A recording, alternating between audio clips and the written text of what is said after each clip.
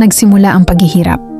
Sa labas ng hardin ng Eden, kinailangan nina Adan at Eva na magtrabaho ng mabigat para sila makakain.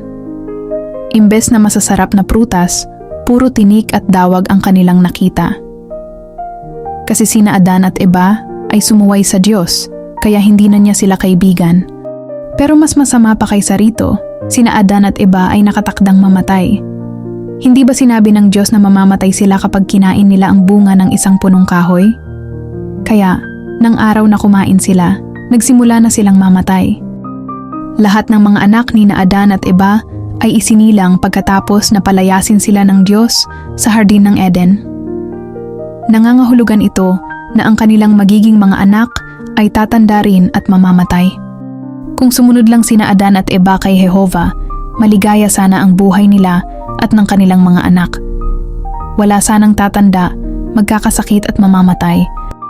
Gusto ng Diyos na ang tao ay lumigaya at nangangako siya na darating ang araw na ganito nga ang mangyayari.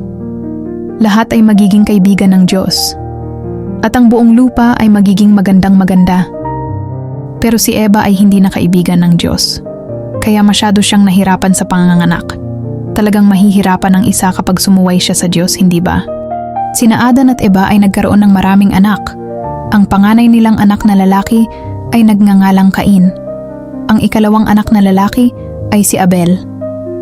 Alam mo ba kung ano ang nangyari sa kanila? Genesis 3:16-23, 4:1, 2, Apocalypse 21:3, 4. Itutuloy,